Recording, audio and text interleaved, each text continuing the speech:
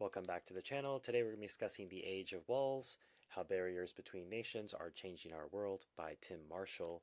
This is my fourth Tim Marshall book for the channel, and it could be my last. I say that because I feel like the books have gotten worse, not better. The first one, Prisoners of Geography, really blew my mind, got me to think about politics in a geographic manner, and I love that. And I think that's where he really shines.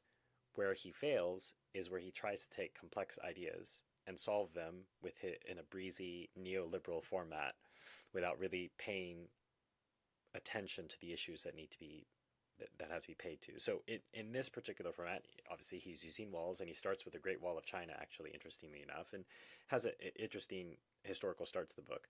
But then he takes on the U.S. and the apartheid wall in Israel and uses these, again, as tools to talk about greater conflicts. And I appreciate that frame. Don't have time to talk about everything that he talks about, including some fascinating ones. He talks about the wall between Morocco and Western Sahara. I'll leave you to read the book if you'd like. It's not a very long book. It weighs in at about 250 some pages. But let's start with the America chapter. And they're talking about actually there's a big wall on the Mexican border that prevents immigration from the rest of Central America. Another irony here is that Mexico has its own strict. Okay, well, actually, let me go back to the original irony. There's an irony in building something that might seem to solve a problem, stopping people from getting in, but simultaneously stops them from getting out. Many people enter the United States legally on a tourist visa. In the present decade, more than half those crossing south to north have stayed on. However, a functioning wall makes it harder for them to go home once they have become an illegal.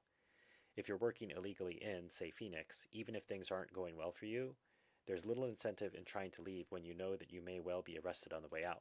It's a good point. Another irony here is that Mexico has its own strict immigration laws and annually deports more people than does the USA.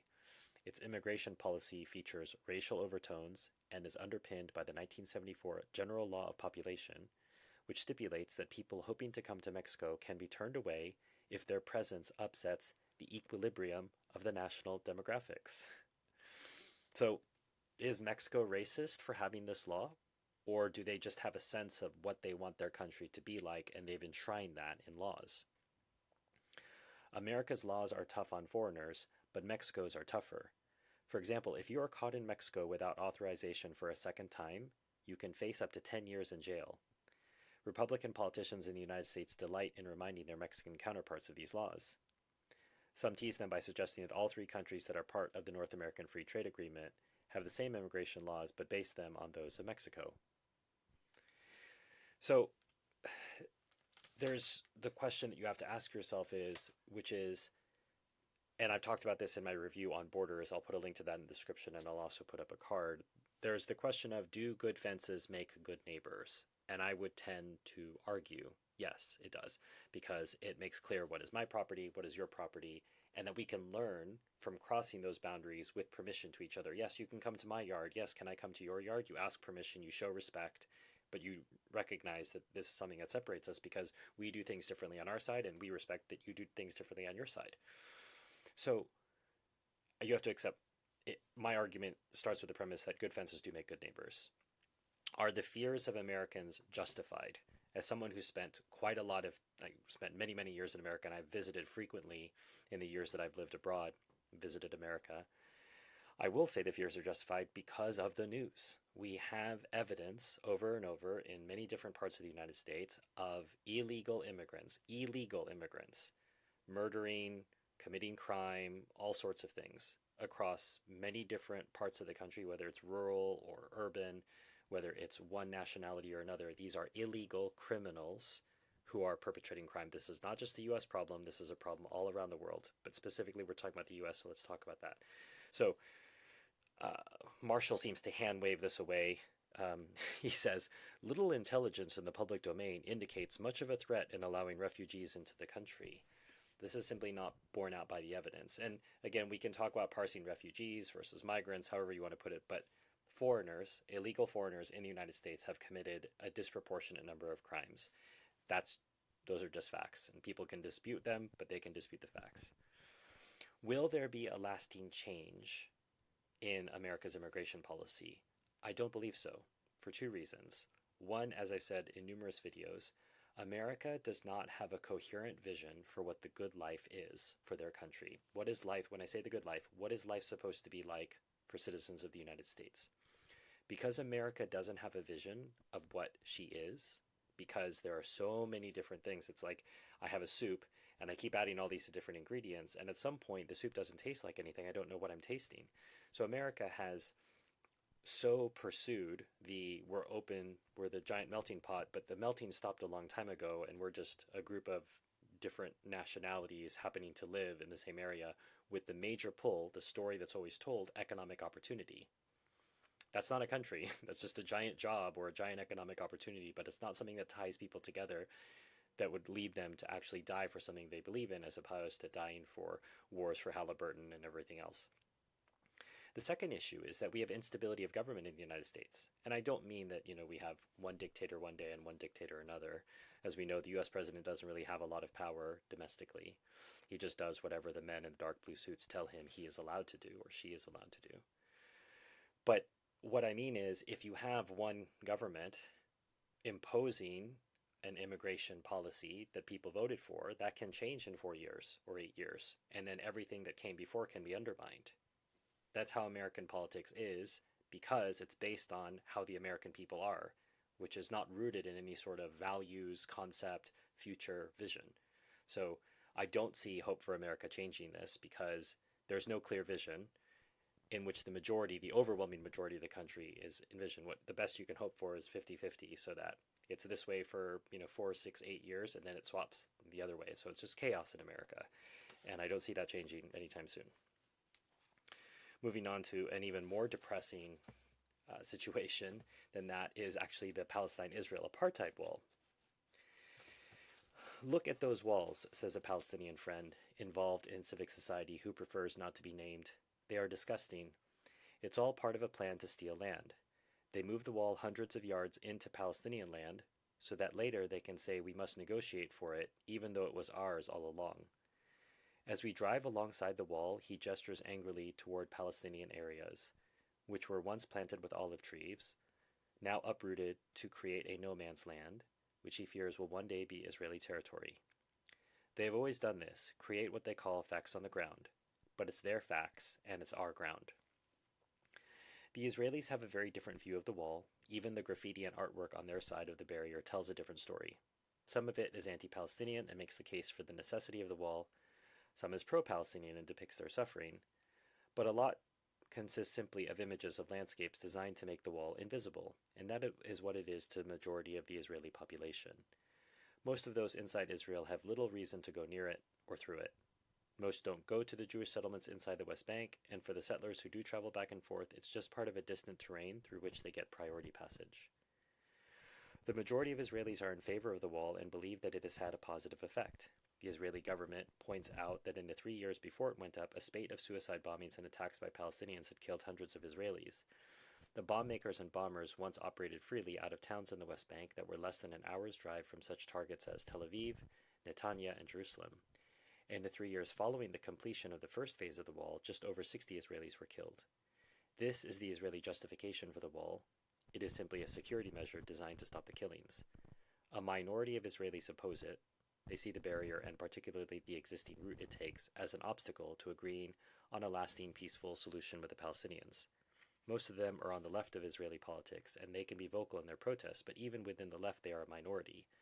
With the murders of civilians at a relatively low level, many Israelis have psychologically retreated behind the barrier.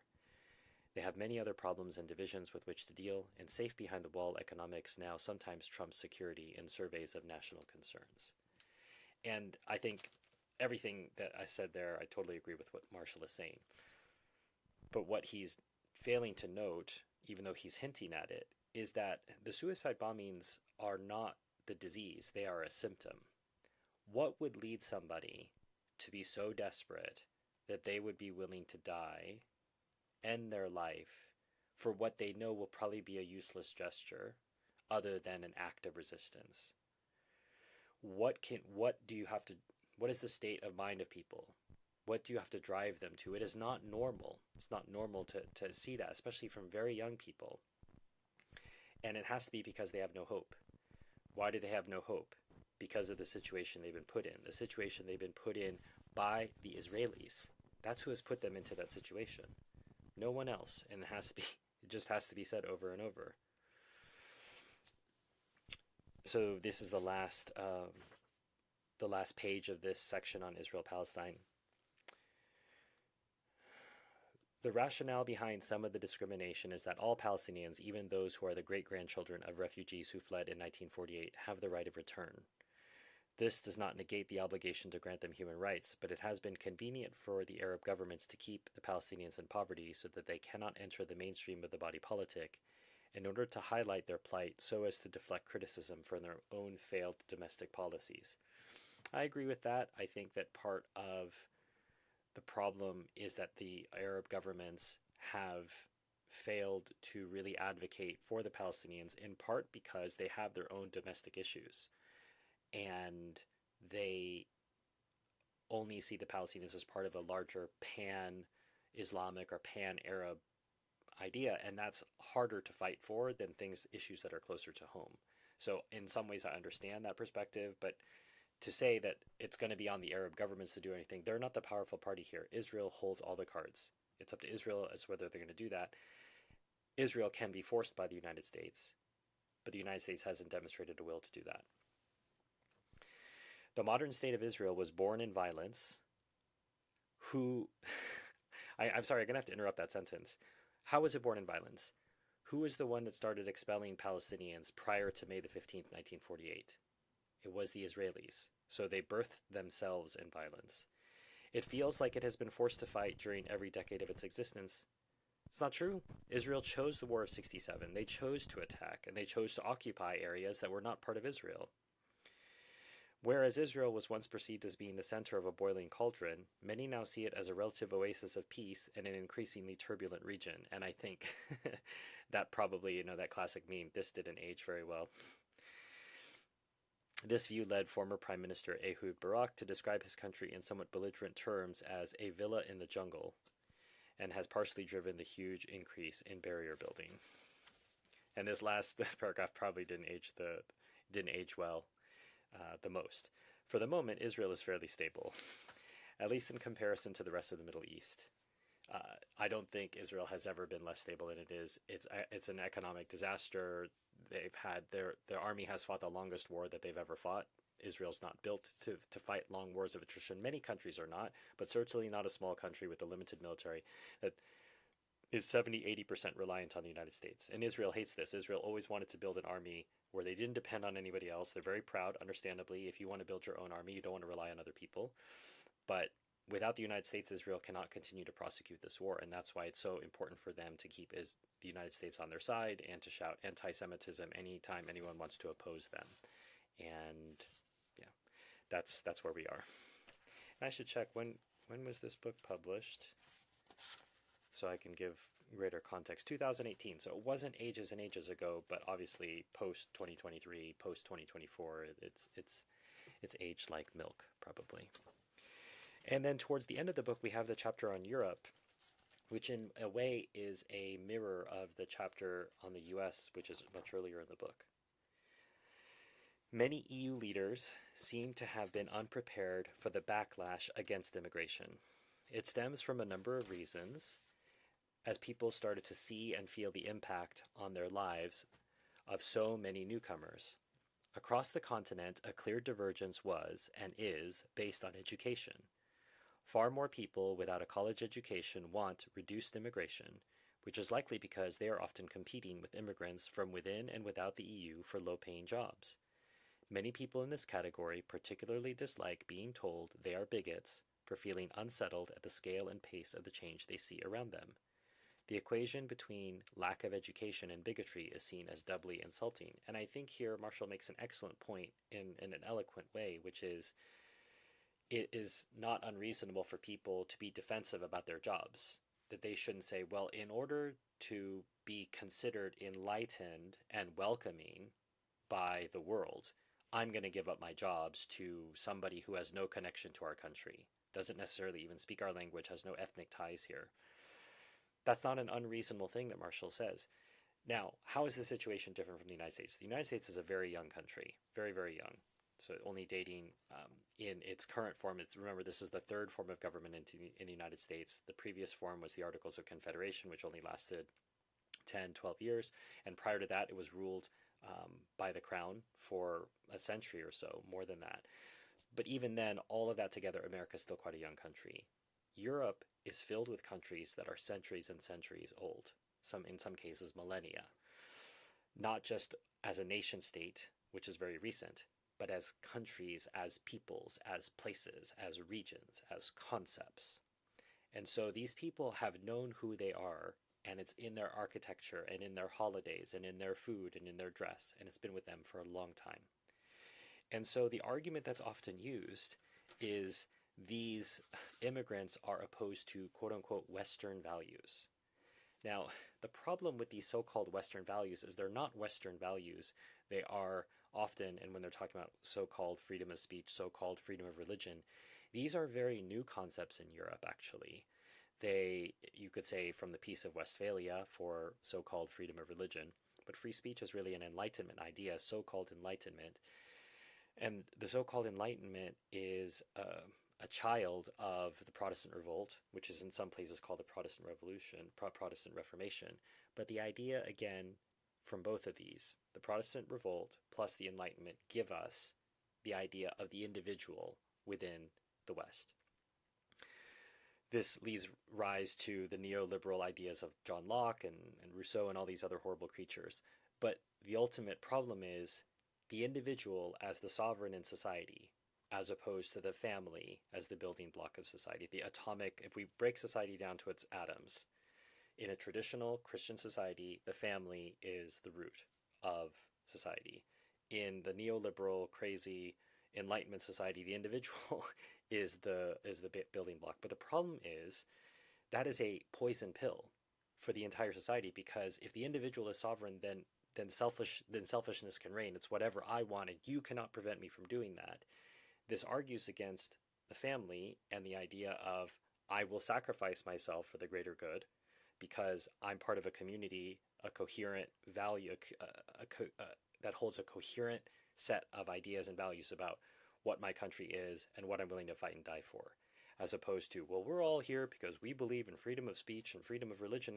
And you don't realize, because these people have no logic, if you accept that, then how can you preach quote unquote freedom of speech and freedom of religion and then tell people, well, but you can't, you have to accept our religion and you have to accept that we're the majority. It's a self-defeating notion. Freedom of speech and freedom of religion lead directly to the current immigration crisis in Europe. And it can only be defeated by exposing both of those things for what they are. They're scams. I mean, freedom of religion and freedom of speech are scams. Not because there's not a place to tolerate people of other religions or to tolerate some forms of speech, but the whole entire notion of free speech is ridiculous for a number of reasons we can get into in another time, or we can get into slightly in the comment section. But the the current situation that's unfolding in Europe that I've seen before my eyes in my 10 years living in France is the result of diversity is our strength played out. And what it leads to is chaos and leads to destruction.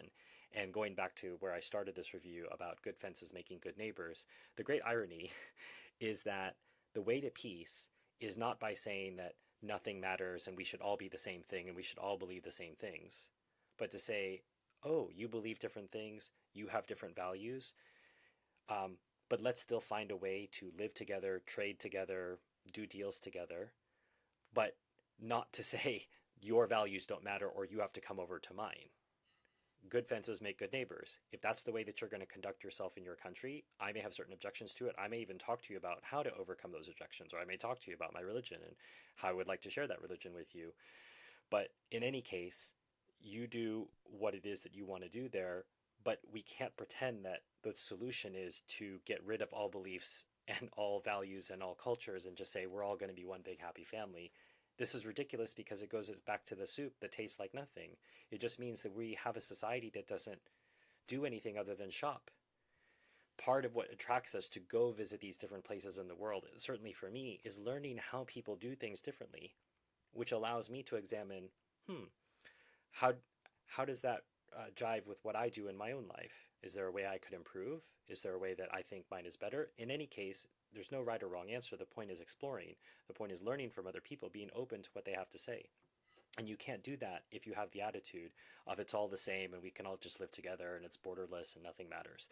And unfortunately, in the breezy way, and what's ironic is Marshall is probably forgotten more about world history and politics than I could probably ever know, just in all of the work he's done in all his years as a journalist. And yet he seems to have this breezy neoliberal take on things that you can just solve things through politics. Um, the way that he concludes a lot of these chapters, and so that's where I think that we've had this decline from his previous books, in which we saw Power of Geography, which really makes a compelling case for how something that we can't control mountains. We can't just say, okay, we're going to move these mountains out of the way and they're not going to be a problem. Or what he did in Power of Geography, where he's talk about where rivers are flowing. We say, well, that river flows downstream here, but this means uh, that Ethiopia has the upstream capacity. So what are you going to do with that? These are things that are not changeable by humans. We can't change how the river is configured. We can't change where a mountain is located. So we have to incorporate geography into our decision making. But what I think he did in his later books, he says, oh, I still have this knowledge out here. How can I gather this knowledge into publishable books? And he's admitted this in some of his talks, that he had a limited lifespan to write some of these books before some of his ideas became irrelevant or outdated. And he said that himself, so it's not something I'm imposing on him. I still think he's got a lot of good knowledge here and he's got a lot to share, but the sort of slapdash, simplistic way that he concludes some of these chapters vitiates a lot of the good that he does. Is it still a book worth reading? Maybe. If you like the other Tim Marshall books, I think this gives you a coherent world of Tim Marshall, and I'm still happier that I read. I don't regret reading it, but as I've learned more about different conflicts and as I've studied it, I've made studying conflicts more and more a part of my life. I can see that some of what he's proposing is inadequate. But in any case, as I say, give it a read. If you'd like to support the channel, that's what you can do. There's a description to buy it in the link, in the links below. And that's one way you can support the channel. You can also support it by sending a super thanks, super like. Hit that little heart button. You can also do that by Patreon if you want to support my work on an ongoing basis, or becoming a YouTube member. If you want to do it on a one-time basis, you can use PayPal link or buy me a coffee. There's also a link to the Palestine Children's Relief Fund in 2024. All the different ways that we're receiving income from the channel. A portion of that is going to go to the Palestine Children's Relief Fund to help Palestinian children who could not otherwise get medical care, get that medical care. And if you'd like to nominate books for 2025, that's open now via my Amazon wish list. You'll see different books there, and that is a mixed list because some of it are for also my other channel, Palestine Bookshelf, shameless plug. And so when you pick a book, be aware when you see it, you think, this is probably for Palestine Bookshelf, as opposed to this is for the Stephen Heiner channel. Until next time, enjoy your reading.